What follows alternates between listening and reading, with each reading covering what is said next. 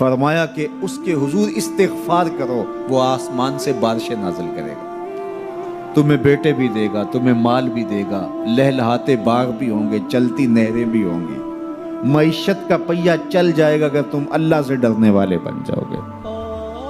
تو آج ہم کہتے ہیں یہ ہو فلاں ماہر اور فلاں شخص ہو تو پھر ہماری معیشت بہتر ہو سکتی ہے۔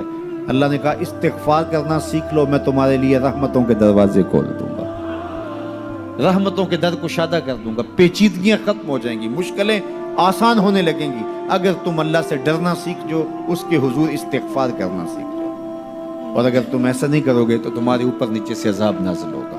وَهُوَ الْقَادِرُ، وہ اس بات پہ قادر ہے، ان یبعث علیکم عذاباً، کہ وہ تمہارے اوپر عذاب نازل کرے، تمہارے اوپر سے، تمہارے نیچے سے۔ اللہ اکبر۔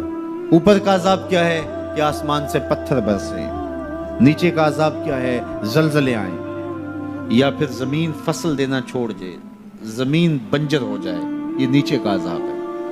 حضرت عبداللہ ابن عباس رضی اللہ تعالیٰ عنہ فرماتے ہیں اوپر کا عذاب یہ ہے تمہارے حکمران نااہل ہوں، اور نیچے کا عذاب یہ ہے تمہاری اولادیں نافرمان ہو جائیں۔ یہ اوپر اور نیچے کا عذاب ہے جس میں تمہیں مبتلا کر دیا جاتا ہے۔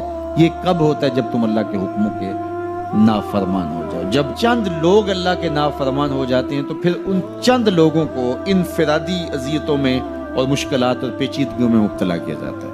لیکن جب کوئی قوم من حیث المجموع اللہ کے حکموں کو توڑتی ہے اور اس کے حکام سے روح گردانی کرتی ہے تو پھر پوری قوم کو مشقتوں میں، اذیتوں میں، تکلیفوں میں مبتلا کر دیا جاتا ہے۔ اس کا علاج کیا بتایا؟ استغفار۔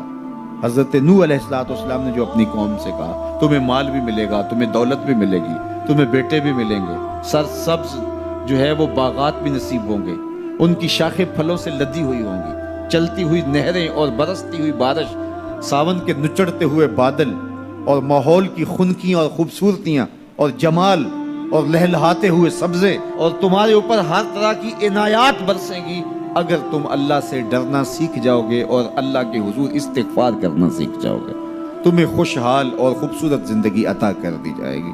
اللہ اکبر۔ لیکن اگر تم ایسا نہیں کرو گے تو تمہاری معیشت تنگ کر دی جائے گی۔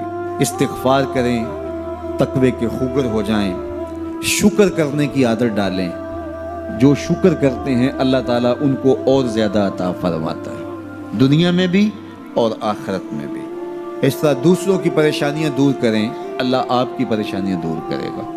بانٹنے کا مزاج پیدا کریں، آپ کے پاس جو بھی ہے بانٹ دیں، علم ہے تو بانٹیں، خوشیاں ہیں تو بانٹیں، آپ کے پاس دولت ہے تو لوگوں کے دکھ اس دولت سے دور کرنے کی کوشش کریں۔ جب آپ بانٹنا شروع کر دیں گے تو آپ کا رب آپ کو عطا کرنا شروع کر دے گا۔ یہ بات ہو نہیں سکتی کہ انسان کی زندگی میں مشکل نہ ہو۔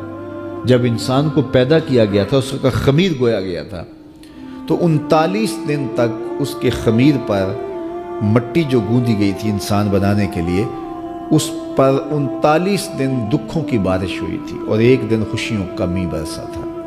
تو انسان کی زندگی میں خوشی اور غم اس تناسب سے ہیں۔ لَقَدْ خَلَقْنَا الْإِنسَانَ فِي قَبْضٍ، انسان کی زندگی مشقتوں کا مجموعہ ہے، حالات کی تلخیوں کے سے مقابلہ کرنا پڑتا ہے۔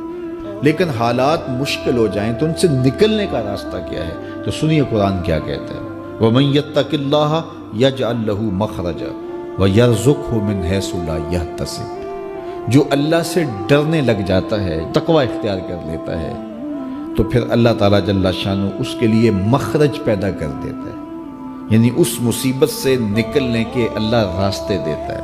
یہ اس شخص کا مقصوم ہے جو اللہ سے ڈرتا ہے۔ اس پر مشکلات اس پہ بھی آتی ہیں، یہ نہیں کہ اس پہ مشکلات نہیں آتی، زندگی کی مشکلات کا وہ بھی شکار ہوتا ہے، لیکن جو ہی مشکلات آتی ہیں ان مشکلات سے نکلنے کا اللہ اسے راستہ بھی عطا کر دیتا ہے۔ اور دوسری بات، وَيَرْزُقْهُ مِنْ حَيْثُ لَا يَحْتَسِبُ، اللہ اس کو وہاں سے رزق دیتا ہے جہاں سے اسے گمان بھی نہیں ہوتا، وہاں سے رزق دے دیتا ہے۔ بندہ تو یہ کہتا نا کہ مجھے یہاں سے ملے گا، یہاں سے، ایک بندے کی منصوبہ بندی ہے، لیکن جو اللہ سے ڈرنے والا ہوگا اللہ اس کو وہاں سے رزق دے گا جہاں اسے گمان بھی نہیں ہوگا، خیال بھی نہیں ہوگا کہ یہ راستہ بھی حصول رزق کا ہو سکتا ہے۔ تو یہ میرے رب کا وعدہ ہے اور میرے رب کے وعدے سچے ہیں۔ تو جب تم اللہ سے ڈرنے لگو گے تو یہ تخت و تاج، یہ دنیا کی عزتیں، یہ تمہارے قدموں میں ہوں گی۔